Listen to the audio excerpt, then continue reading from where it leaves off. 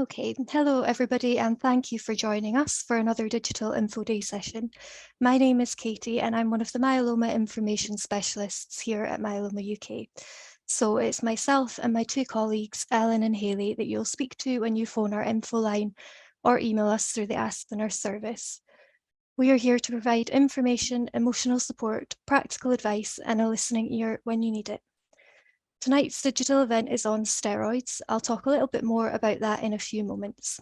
But firstly, I'd just like to let everybody know that this session is being recorded and it will be available to watch on our Facebook page and our websites soon after. We'll be popping website links, publications, and useful information into the chat box throughout the event. If you have any questions that you would like to ask our expert, please use the Q&A box at the bottom or the top of your screen, and we will try to answer as many as we can throughout this event. So before we hear from our speaker, some of you might not be that familiar with our organisation, so I'd like to tell you briefly who we are and what we do. Myeloma UK exists to support all those affected by myeloma and its related conditions, which include smouldering myeloma, MGUS, and AL amyloidosis.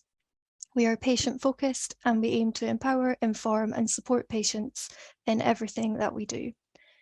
As an organisation, we rely on the generosity and the kindness of supporters who fundraise and donate. Myeloma UK receives no core government funding, so your support is vital. We are truly thankful for all your contributions as they allow us to continue working to help patients, their families and their friends and put on events just like this one. So in this session, you will hear our expert talk about the use of steroids in myeloma treatment and why they are important.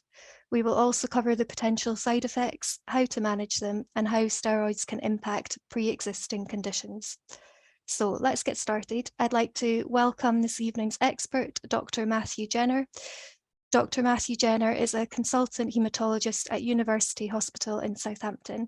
So welcome, Dr. Jenner, and thank you for joining us this evening. It's lovely to have you presenting for us, and I will now hand over to you to begin your presentation.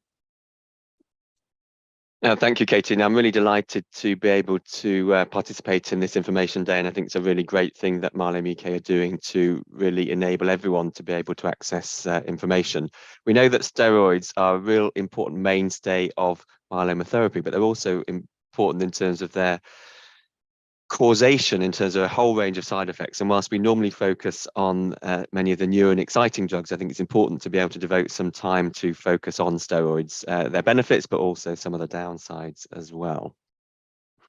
So during this talk, I'm going to talk about what steroids are, how they work, and when they're used in different aspects of myeloma treatment, but predominantly to focus on both the physical and psychological side effects of steroids, and importantly, how to manage those side effects as well, and plenty of time, as Katie has said, for questions at the end. Really three key take-home messages that I hope you'll be able to take with you at the end of this presentation. The first is that steroids are a really crucial part of myeloma treatment, but they do have many side effects, and we've got to be able to find ways of managing those. Most are manageable with either some of the measures that we'll discuss today, but sometimes they do need modification of the steroids themselves. And it's really important not to be afraid to ask your clinical team whether you actually still need to have the steroids, because that's the simplest way of managing those side effects. And it's a key part of that, therefore, to make sure that you've got contact information available for your myeloma team to hand, so that you can, on an individual basis, ask about many of these questions directly with your team. So what are steroids? We use the term fairly generally, but actually steroids, when we're looking at them medically, really encompass a whole range of different hormones. And steroids, of course, are naturally produced substances by the body.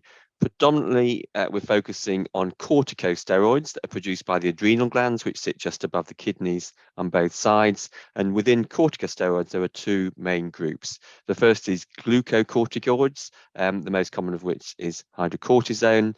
And that's a natural hormone produced by the body that goes up in response to stress and inflammation and goes down at other times. It's generally higher in the morning and goes down as the day goes on. Mineralocorticoids are a type of steroid that control the salts and the electrolytes in the body, particularly the sodium and potassium. Again, not something we typically focus on in relation to myeloma, but very occasionally there can be disruption of those pathways as well that can upset those electrolytes. And importantly, the steroids that we're talking about today are not the same as anabolic steroids. In other words, testosterone and related steroids. So none of you are going to turn into Arnold Schwarzenegger by taking any of these medications. But it is a common initial thought when we talk about steroids. So we're talking about a very different type of drug to anabolic steroids. There are lots of different types of steroids we use from a treatment perspective in myeloma. There are different products, different drugs, and there are also different routes for administration. The naturally produced steroid predominantly is hydrocortisone, but the one that probably most of you will be most familiar with is dexamethasone, which is really quite a potent, quite a strong steroid that is in pretty much every myeloma regimen nowadays, barring a small number. We used to use a lot more prednisolone, which is a different, slightly less potent steroid, and occasionally we still use methylprednisolone, which is potentially given intravenously, sometimes at very high dose in certain situations. Predominantly, steroids are given by mouth, either as tablets or sometimes as dispersible, soluble tablets. Occasionally, we give them intravenously, particularly when we're using them in combination with other regimens that are also given intravenously as well. And there's a whole plethora of different treatment schedules used for steroids, and I'll come back to some of that in a moment.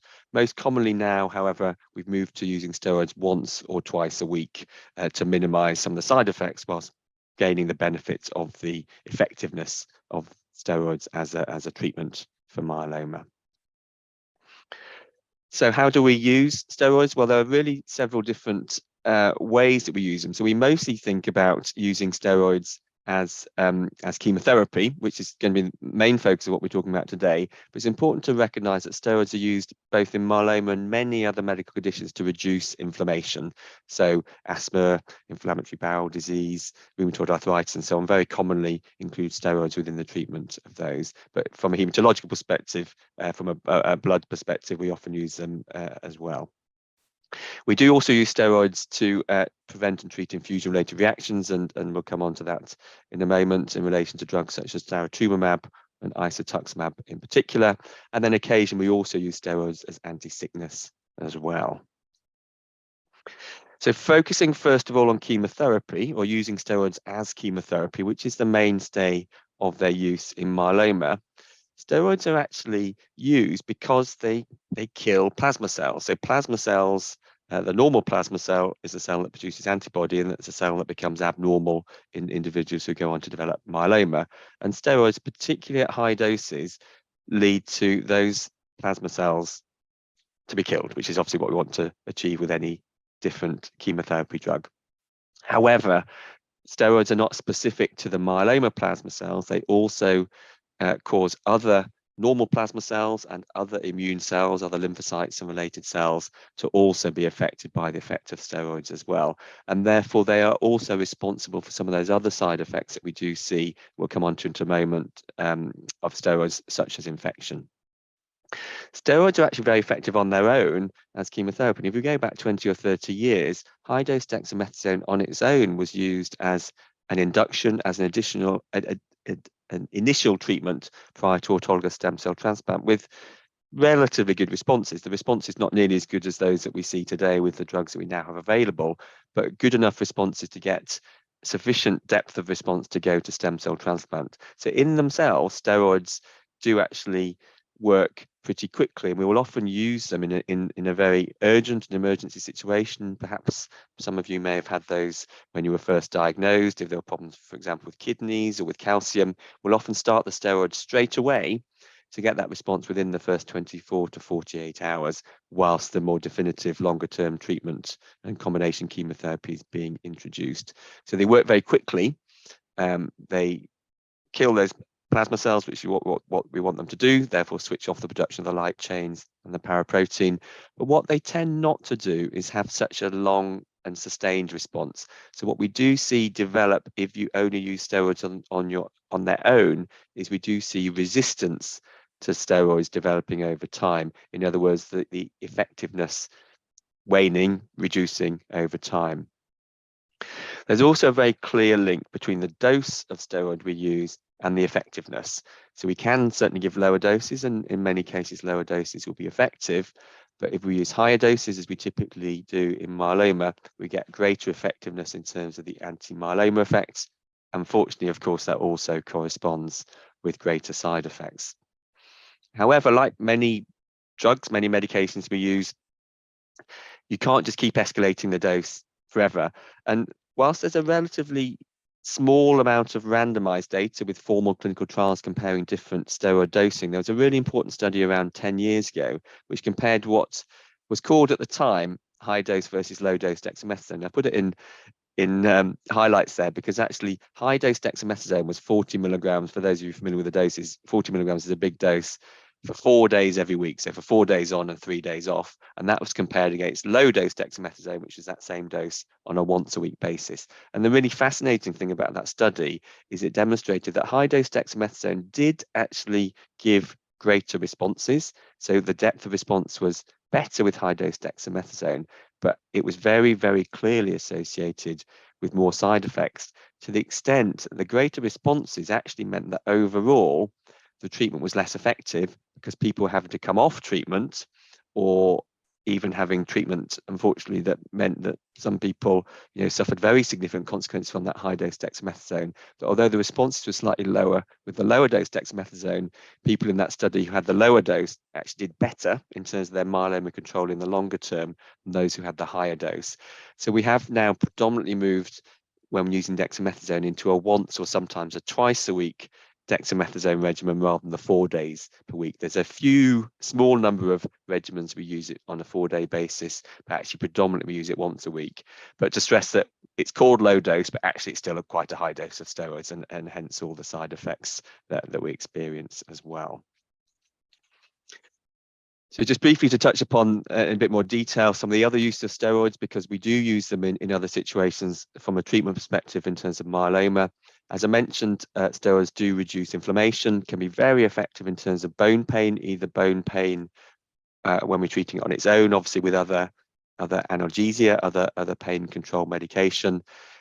Potentially very effective following radiotherapy. So we know that radiotherapy can sometimes introduce a flare, so an inflammatory response following radiotherapy, which in the short term can unfortunately make symptoms temporarily worse before ultimately seeing the improvement.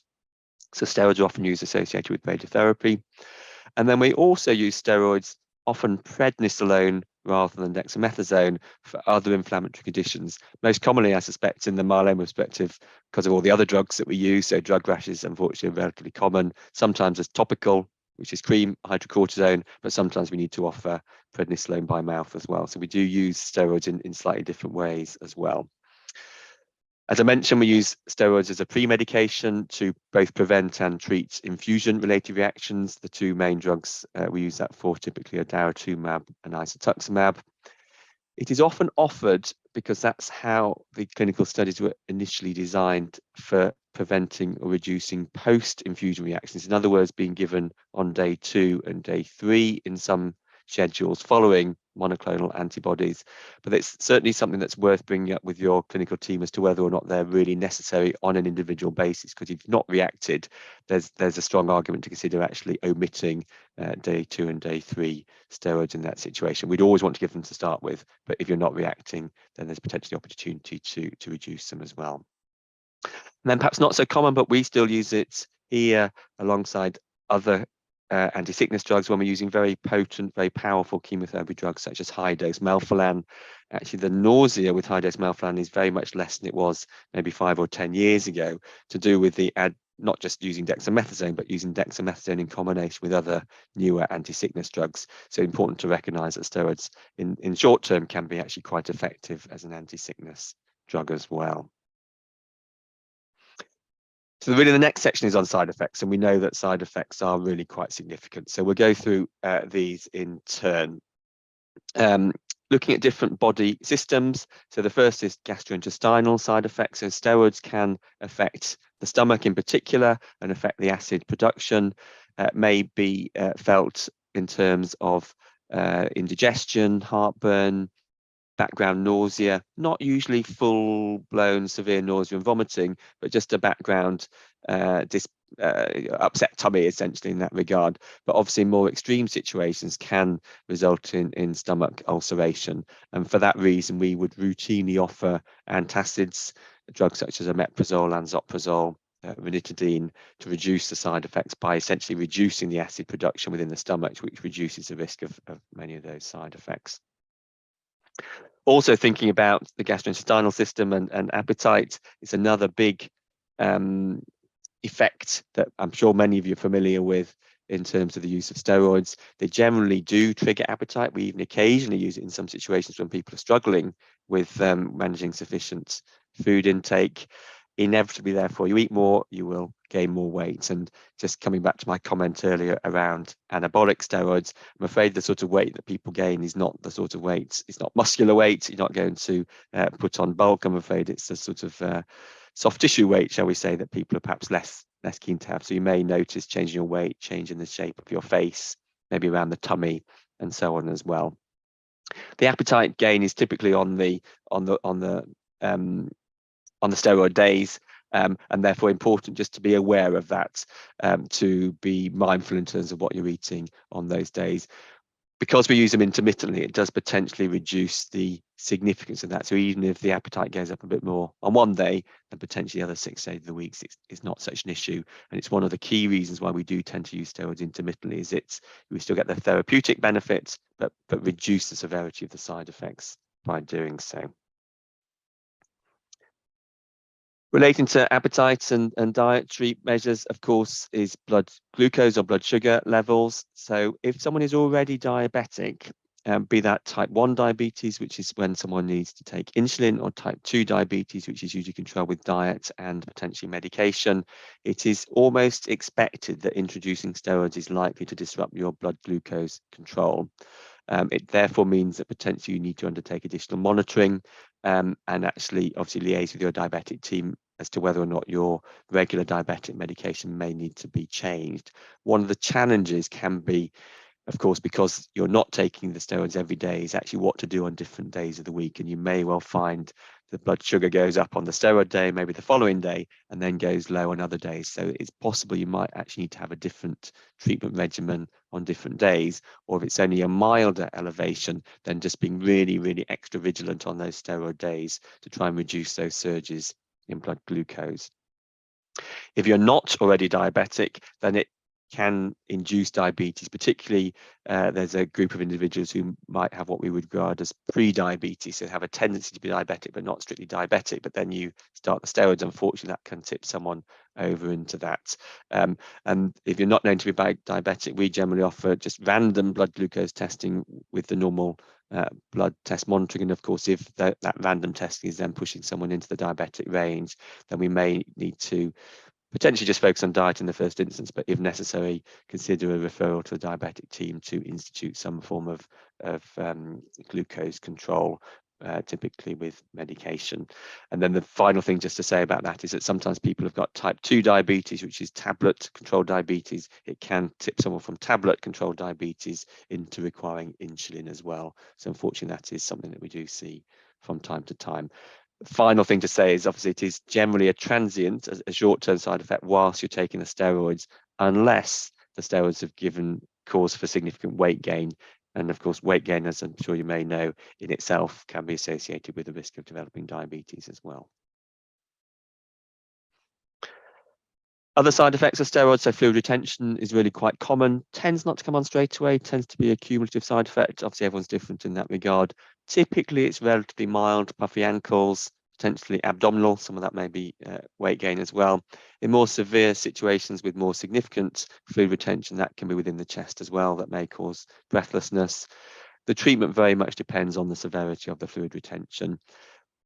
In general terms, preference is to avoid adding in additional medication. So if it's a little bit of puffy ankles, we'd probably just suggest simple things such as elevating the legs, both during the daytime when you're sitting down, but even at night time, putting something, a couple of pillows under the end of your feet in bed. Clearly, we may need to offer water tablets if it's more significant than that. And then in more extreme situations, we do sometimes need to consider reducing or even ultimately discontinuing the steroids if things are really problematic in that regard. So I mentioned that steroids affect both the normal plasma cells as well as the myeloma cells that we're trying to treat. And this is quite an important concept, both for you, but also, to be fair, for other healthcare professionals to be aware of. We generally focus a lot on neutrophils. They're the particular type of white blood cell that fight bacterial infection. And those of you who may have been through something like a stem cell transplant will be familiar that when your neutrophils are very low, obviously the risk of infection is really quite significant. However, plasma cells, which are the cells that produce antibodies and other B and T lymphocytes, are very, very important in managing the immune system to prevent infection as well, particularly viral and fungal type infections as well as bacterial infections. So we do see that people on long-term steroids, not even necessarily continuously every single day, but just giving them for a long period of time, are potentially more prone to develop more atypical infections. There's one rare but seen, unfortunately, from time to time infection called PCP, now called PJP, which is pneumocystis pneumonia, and that's why many of you will be on a drug called cotrimoxazole, and that's particularly because of the steroids within the chemotherapy regimen that we use that drug, as opposed to the chemotherapy or the classical chemotherapy agents as well. But then also other viral infections, obviously common or garden respiratory viruses, COVID obviously being amongst those, and other fungal infections as well. So long-term steroid use is associated with some of those more unusual infections as well. Paradoxically, just so you don't get concerned if someone offers you a short course of steroids for infection, short courses are often used if someone does have a pre-existing lung condition in particular, such as asthma or chronic obstructive pulmonary disease, given often just for 5 days alongside antibiotics. So that's very appropriate if that is something that your medical team offer as well. And how do we overcome that? Well, really, it's mostly around preventative antibiotics, antivirals, and in some case, antifungals, to try and reduce the chance of developing those infections, as well as, of course, lifestyle measures in terms of reducing contacts and trying to avoid exposure as well. Sticking still with the physical side effects, so muscular next. Long-term use of steroids does cause actually muscle weakness. So again, making that comparison with anabolic steroids and testosterone, you're not going to get muscle gain, actually, unfortunately, going to get muscle loss. And the typical symptoms that people describe are difficulty rising from a chair, so not being able to get up without using the arms of the chair, difficulty walking long distances, and sometimes even difficulty lifting your arms above your head, washing your hair, that sort of thing. That does potentially suggest significant what we call proximal myopathy. That just means muscle weakness in the central part of the muscles of the thighs and the shoulder girdle. That is a warning that we really should be thinking very hard as to whether or not we should be reducing steroids in that situation, and potentially, if severe, stopping entirely. Maintain your physical exercise and activity is therefore very important to try and maintain your physical strength as much as possible whilst you're on treatment. Other slightly more non-specific side effects, of course, include things like cramps that may be the steroids, but may actually be other drugs such as lenalidomide. Sometimes it's due to electrolyte or salt disturbances in the blood, and worth making sure that those things have been checked. And occasionally they are effectively withdrawal pain. So mentioning that steroids are often given intermittently, sometimes people feel pretty good on those, but then 2 or 3 days later may feel less well, including a few aches and pains as well. So sometimes we do need to tail down the withdrawal from steroids to make that those symptoms a little bit more manageable. A couple of other longer term consequences of steroids. Anyone on steroids, myeloma or otherwise, there is a longer-term risk of osteoporosis with continuous and longer-term use. Now, specifically in myeloma, because many of you will be on bone strengthening medications such as zoledronic acid, calcium and vitamin D, that's potentially less of an issue because it's being actively managed by other routes, but important just to be aware of that as well. So those supplements are important to check and discuss with your own medical team, whether you need to be on those. Sunlight's very good, of course, within reason for vitamin D. And important also to recognize that exercise not only helps your muscles, but actually helps your bones as well. It's well recognized that if you are bedbound, you get a huge amount of obviously muscle wastage, but you actually get loss of bone density as well if you're bedbound. So keeping active, very important to maintain your bone health as well. And then many of the things that you will have observed on steroids yourself is a thinning of the skin. Again, that's a cumulative side effect, something builds up over time, easy bruising as well due to fragility of the blood vessels. So the blood vessels, the superficial ones pop quite easily, brittle nails, and there is a risk of early cataracts with long-term steroid use. In the very short term, steroids can affect the lens and can affect your whether you need to wear glasses or not, but that is usually short term. Whereas if your symptoms persist, then it's worth checking that you don't have the development of cataracts, because that would need dealing with potentially surgically.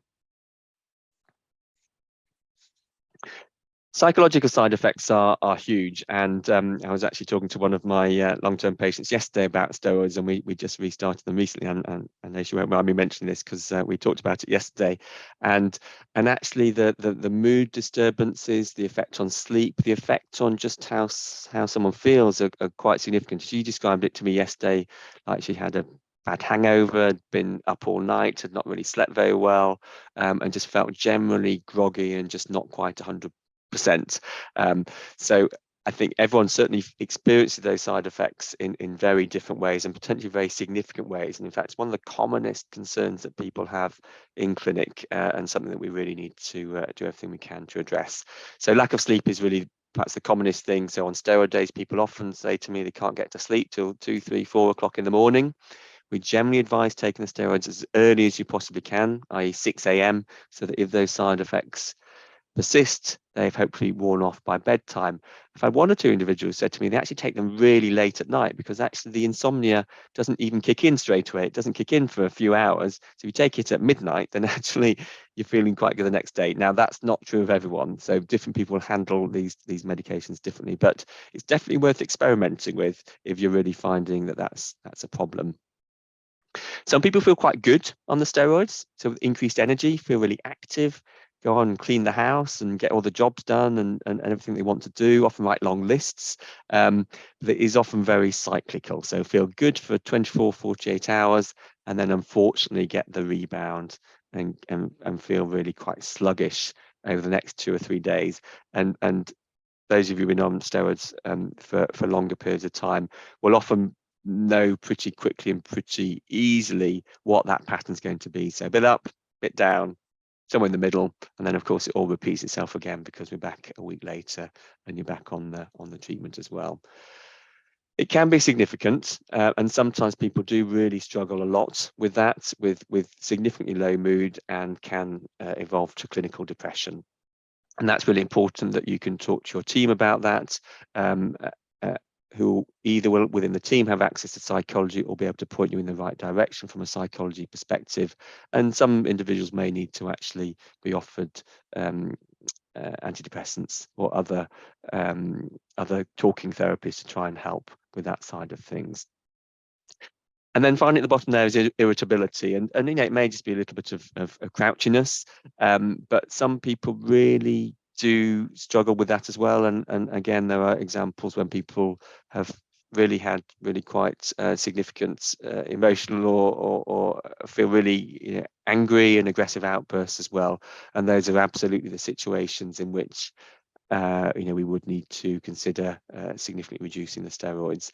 And when I'm asking people about how they're getting on with their treatment, and someone may say, "Oh, they're fine, it's all okay," I do often do my best to ask the family member with them, because often family knows best in this situation. Will often roll eyes or give some other indication that perhaps when it may seem that someone's being okay, it may actually be the family and friends who actually notice that things aren't quite right as well. So certainly those family members on the call today, it's important to speak up in those situations so that we can take that into account as a clinical team.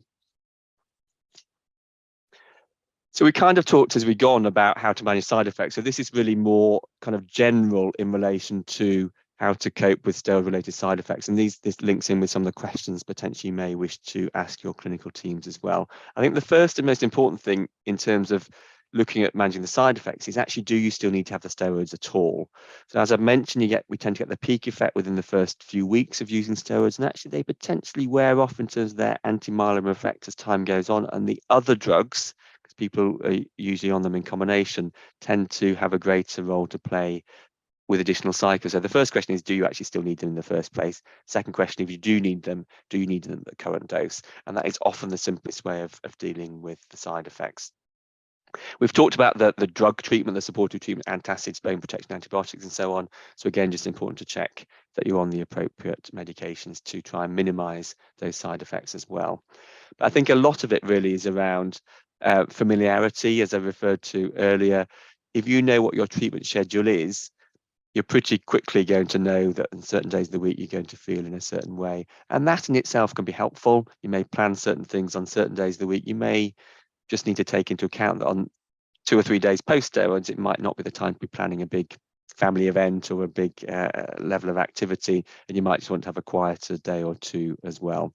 But important for a number of reasons I've mentioned to focus on lifestyle, particularly the weight, exercise, dietary measures, blood glucose, and where needed, we may well need to seek assistance from other colleagues, be they dietitians or other clinical teams, diabetes team, for example, as well, if we're not able to manage that within the clinic. So important also to discuss that with your teams. So we referred to this earlier, but clearly steroids will have a big impact on your family and friends, particularly in terms of how you are feeling and how you are behaving. As I mentioned, mood affects you. We know how much it affects your family and friends as well. Energy levels will go up, but they will go down. It's important that others know that as well. There'll be good days for you and there'll be bad days for you as well. And therefore, in terms of planning, not just for yourself, but what you're doing as a family, important to take that into account as well. Physical activity, again, there'll be days when you're able to do more and days that you may feel less able to do things. And the key thing, as I say, is letting friends and family know how you feel, but it may be that they actually notice before you do as well. And then obviously finally is really the communication with your wider healthcare team. I think it's really important, and we do, as the clinicians, as the doctors, tend to focus on some of the other side effects a lot, and I think it's really important that you do bring up some of these other things that we talked about today.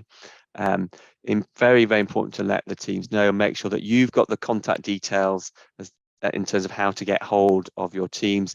There are different teams will have different means of communication. Obviously, there's old-fashioned telephone, but there's also email, there's web apps and other sort of healthcare handheld records and so on that individuals have nowadays.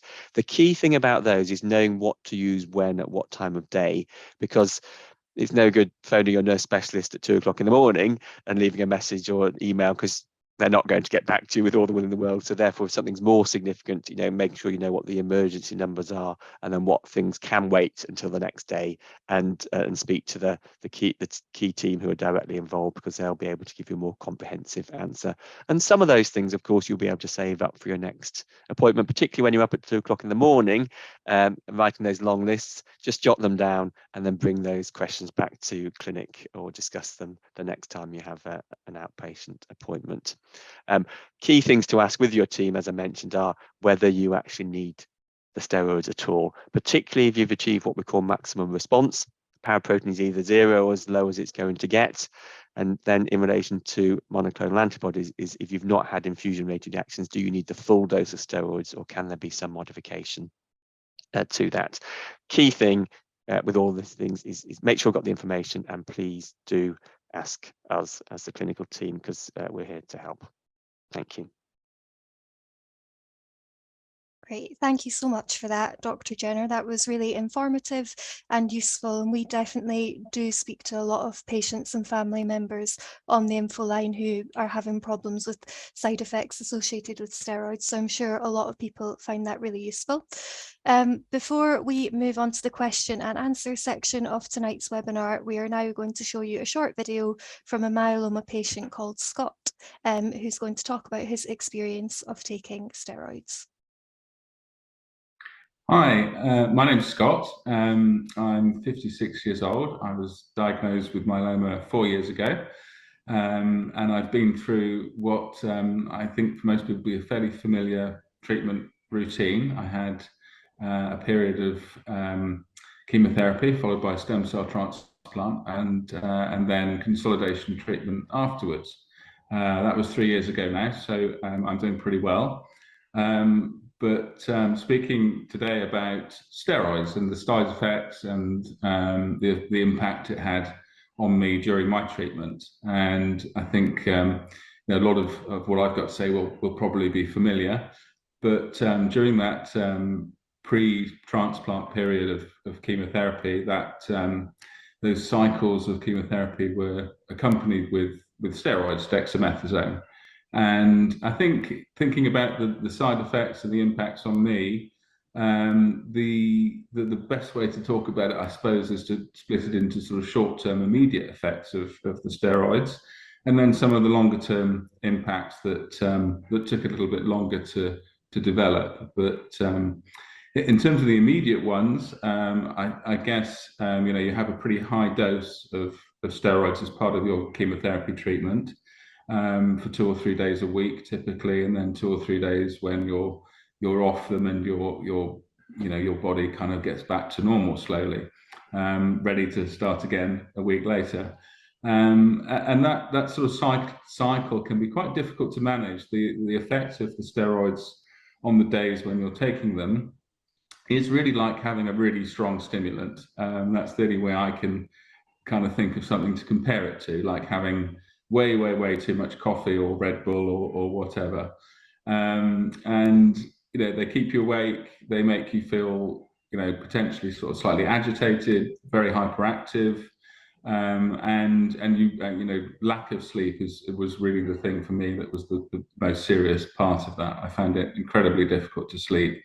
Would end up getting up in the night, finding something to do, something to watch, something to read or write, very difficult. And then the days when you come off the steroids for 2 or 3 days were difficult in different ways. You can feel very low, very tired, and very difficult to get through those few days sometimes until you start to feel more normal again. And I think the best way that I can think of to sort of try and deal with it, and the way that worked for me, was to try and save plenty of chores and things to do for the days you're on the steroids, because you're going to have loads of energy buzzing around. If you've got gardening to do, save it for those days. And then accept, I guess, that on the down days, you're not going to feel like doing anything. So don't plan anything. Just be good to yourself and try and get through them as best you can. And try and remember, I think, all the time that it's the treatment that's making you feel like this, and not the illness itself. I think that was an important feature for me that I had to, if you write that down somewhere, that's really helpful. So that was the sort of short-term effects. And I think in the longer term, the two things that happened to me that are very common, again, I think weight gain is one. The steroids can make you feel very hungry all the time, eating loads. And actually, ahead of a stem cell transplant, that's not necessarily a bad thing to put on some weight, because you'll lose weight if you're having a stem cell transplant. So that weight gain was one thing.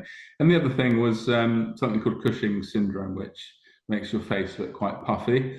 That was a bit difficult for me because I've got quite a round face anyway. So my face was quite round and puffy for a while. And thankfully, when you stop taking these drugs, things do go back to normal eventually after a few months. So believe it or not, this is my normal round face. So it is back to normal. Yeah, so I think those are the things I can think of the most. Perhaps the most important tip of all is, with all of that, is to remember that it is the treatment that's causing these issues, and not the disease, and not to feel too down about yourself because of it. Great. Thank you to Scott for sharing his story and for sharing his experience with steroids.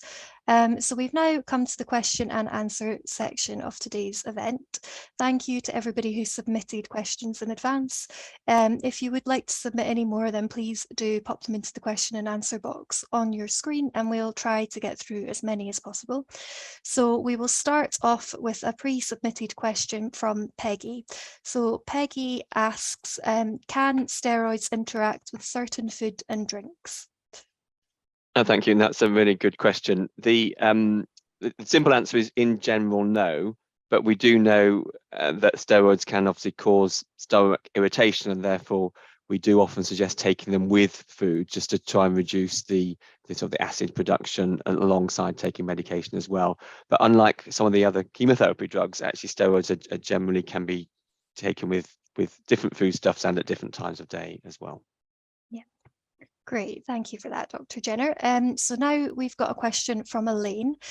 So Elaine says, I suffer with shakiness after 2 daily doses of dexamethasone each week while on IRD. Can this be caused by steroids? I've had mixed signals from my hospital team.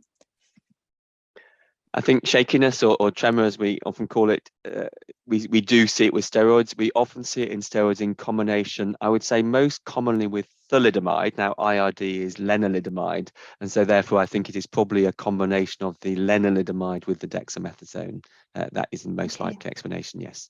Okay, great. That's good to know. Thank you. So now we've got another important and good question. Are there any risks if you stop taking steroids without prior conversation with your healthcare team? That is absolutely a really important question. So steroids, mostly, as we discussed today, we are giving them intermittently. So the most common regimen is once a week, sometimes twice a week. And so therefore, by doing so, that does allow your body for the other days to kick back in again to be producing your natural level of steroids, particularly hydrocortisone. So that is a concern.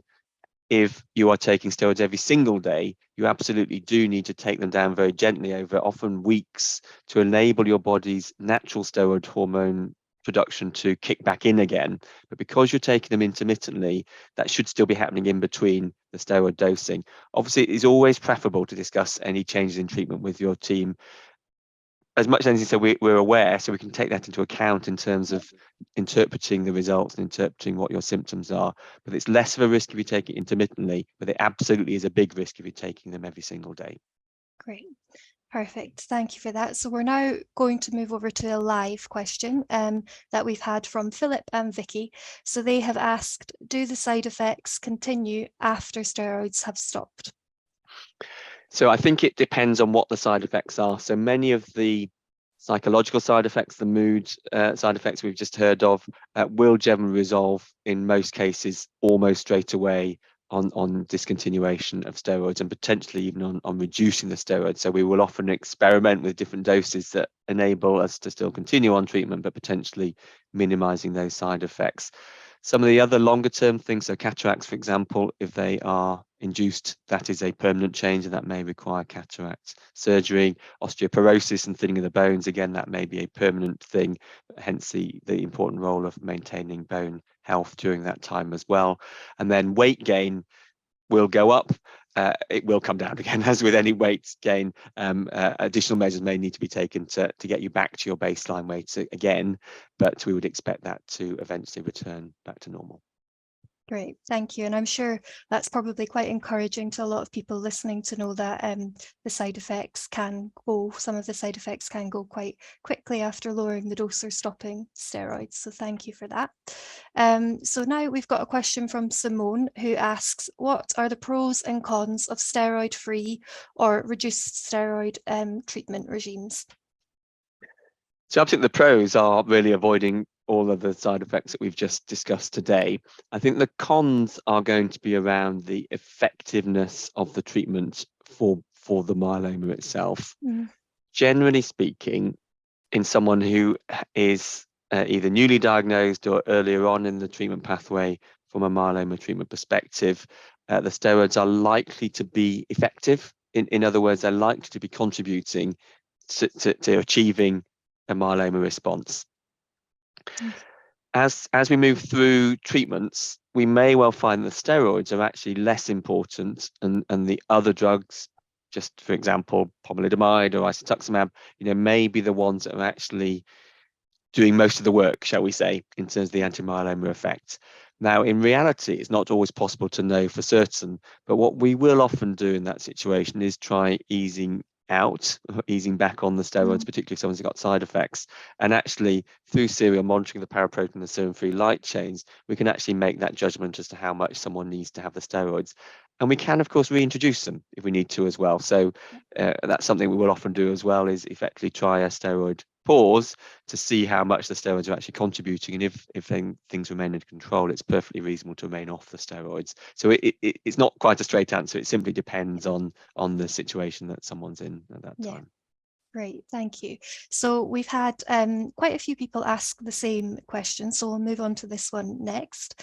How do steroids affect your blood pressure for those with pre-existing conditions? So both high and low blood pressure, how would steroids affect that? So if you've got pre-existing high blood pressure, absolutely, I didn't mention that, but that can be something that can be made worse by steroids.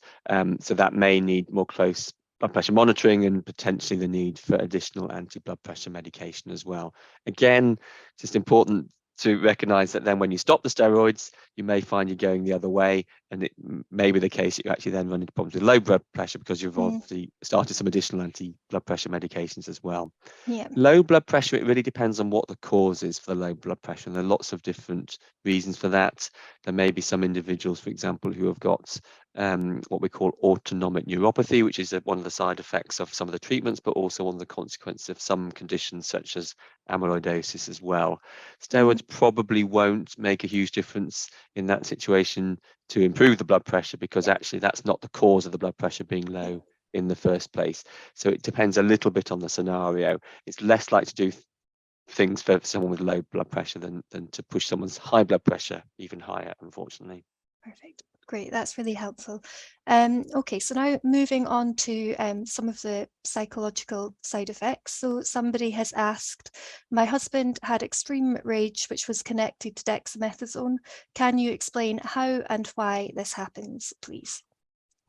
That's a very good question. I don't know if I can explain in detail as to how or why that happens, but it is well recognized that higher doses of dexamethasone can cause what may be more mild mood disturbances and a bit of irritability, but unfortunately can range from mild changes to more severe aggression as well.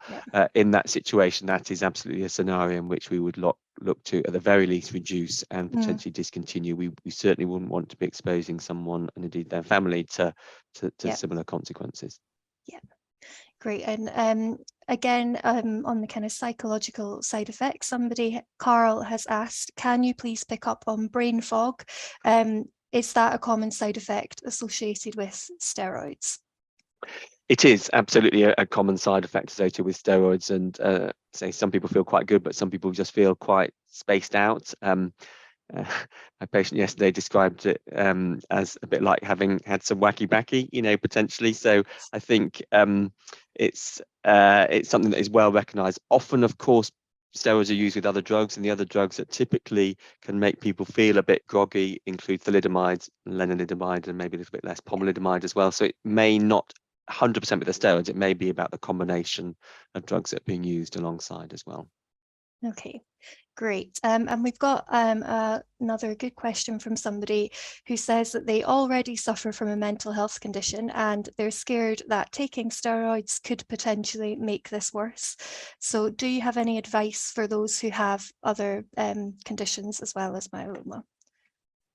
Really important, and certainly that does come up not uncommonly. I think, as with any treatment that we offer, we've got to weigh up the pros and cons that we discussed today, and really how important we feel those steroids are in the treatment, and weighing up the physical side in terms of the myeloma, physical side effects and psychological side effects as well. So I don't think it's possible to give a really clear-cut answer that applies to everyone, because it will depend on the scenario that someone is in. But there will be situations in which it will be on a balanced risk as it Yep. were, to make the judgment that actually, because of the state of the myeloma, it would be appropriate to offer a dose of steroids. We may well choose to go in at a slightly lower dose than the standard dose, for example. Yep. But actually, in terms of getting the benefit of treatment, we want to do everything we can to avoid under-treating, because that's clearly not a situation we want to be in as well, and find the myeloma is not responding. So it's very much an individual discussion rather than being able to give a blanket answer to that question, I'm afraid. Yeah. Great, thank you. So you did mention that sometimes steroids can impact on people's sleep. So we've had a live question with somebody asking, can you take sleeping tablets on the days that you're taking your steroids? Again, the detail of that is going to come down to an individual basis based on blood results, kidney function, liver function, other things that might impact on whether or not taking sleeping tablets is a good thing. Also being aware that other drugs can make people sleepy. Thalidomide, painkillers in particular, will often make people quite sleepy. So it's really just a question of balancing the other medical conditions, the other medication, and making sure it's a safe thing to do. So potentially yes, but important to check that with your healthcare team in terms of the detail. Great. Perfect. And you've touched on this previously in one of your previous answers, but somebody has asked, does dexamethasone mean that you might have long-term effects on your eyes? Yeah, so just to expand on the side effects of steroids and the eyes. So in the short term, steroids do affect the lens in terms of the shape of the lens, and obviously the lens is very important in what we call refraction, which is focusing the light so you can see clearly. So in the very short term, we do sometimes see someone's vision maybe slightly worsen. I generally advise not immediately to go to the opticians tomorrow and get a new pair of glasses and pay £200 for that, but actually to just wait and see what settles down, because sometimes it just settles down and you don't necessarily need to do that in the longer term. But if you find that the eyes are worsening, your focusing is less good in the longer term, that may be a sign that you have indeed developed cataracts, and that obviously can be identified by your optician, but then would need onward referral to an ophthalmologist, an eye doctor, to assess that more formally if that were the case. Great. Okay, and we've got another question from Marion, who asks, do steroids lose their effectiveness over time? As a general principle, and of course everyone is different in that situation, but as a general principle, we do see that the effectiveness does go down over time. So steroids are really good, as I mentioned, for that early, initial, quick response when we want to get on top of the myeloma quickly. And sometimes we need to, sometimes we don't need to. It depends on the scenario that we're faced with. What we do see over time is that myeloma cells can become resistant. They can stop responding to steroids. There's something called the glucocorticoid receptor. So that's a receptor that steroids bind to.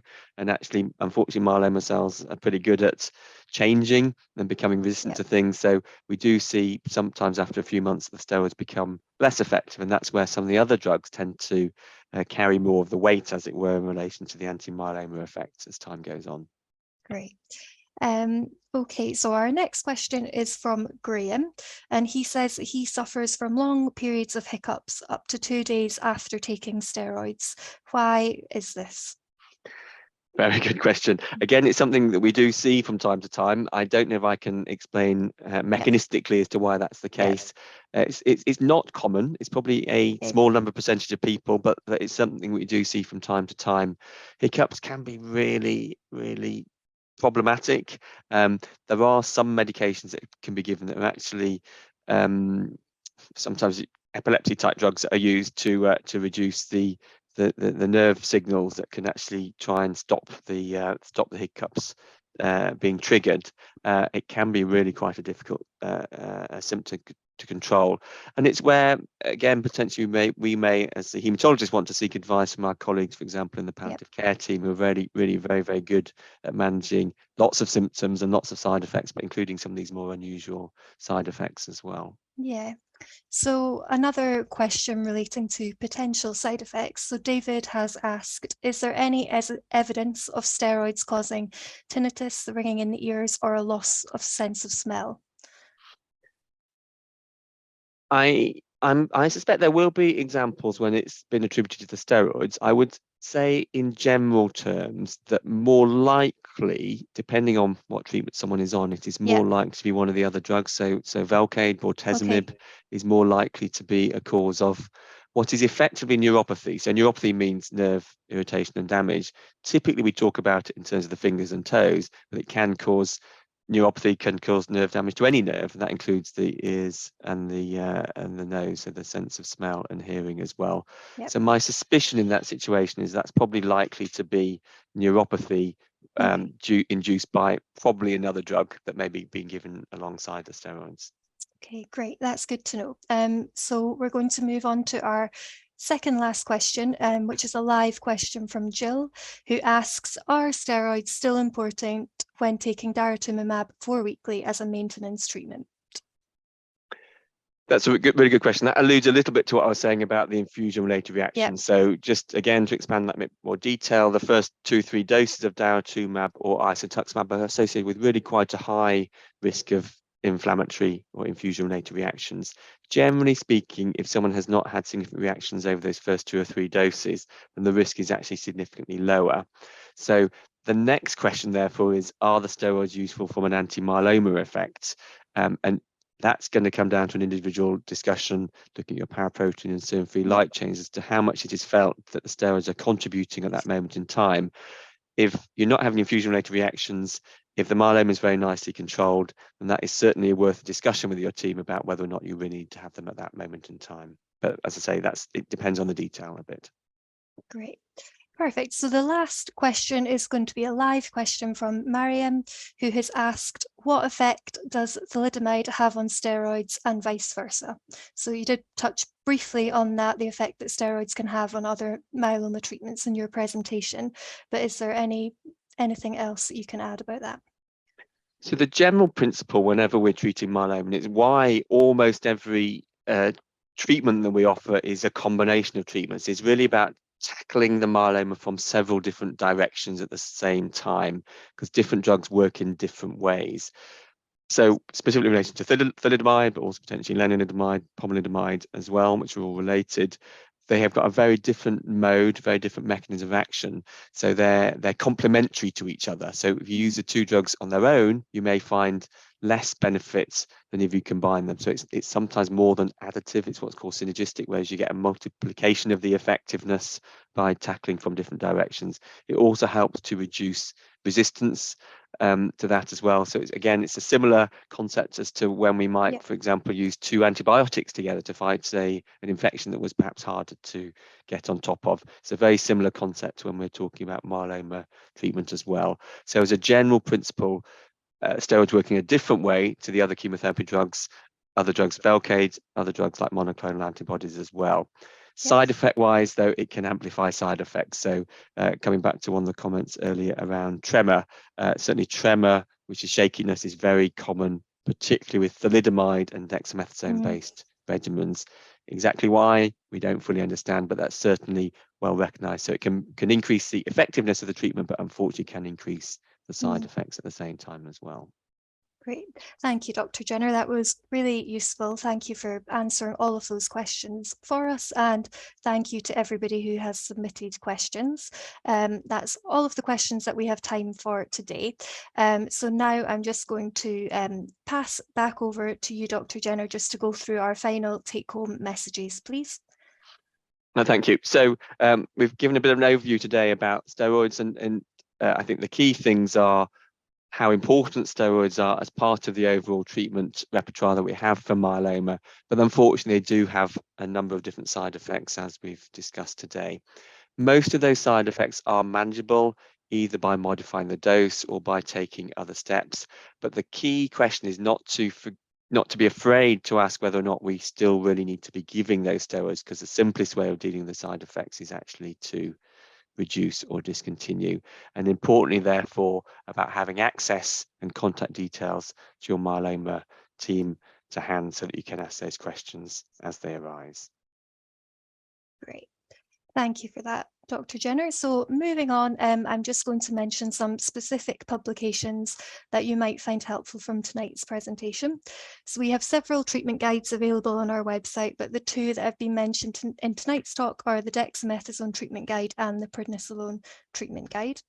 You can also order yourself a patient diary from our website, and this enables you to keep a record of your myeloma test results, your appointments, any treatments that you're on, and any side effects that you experience, which can be useful in helping you communicate that with your medical team as well.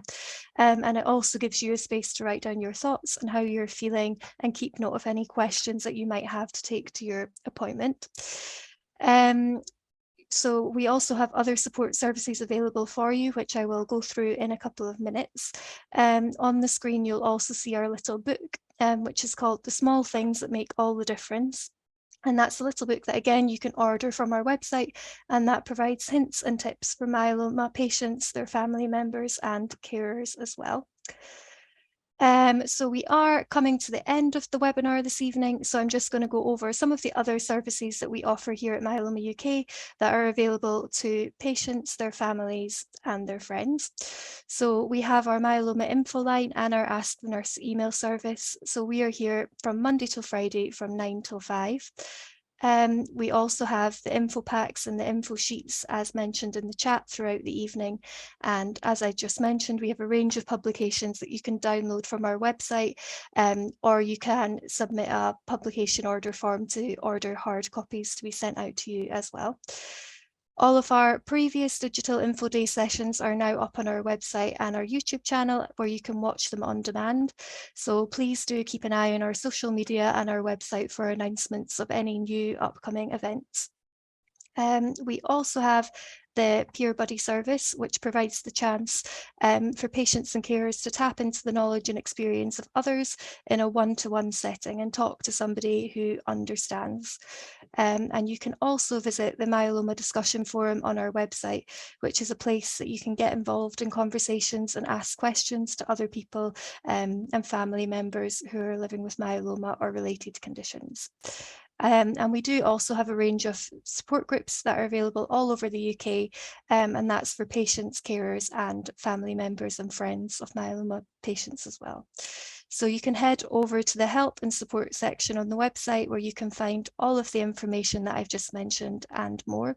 The link will be posted in the chat for you.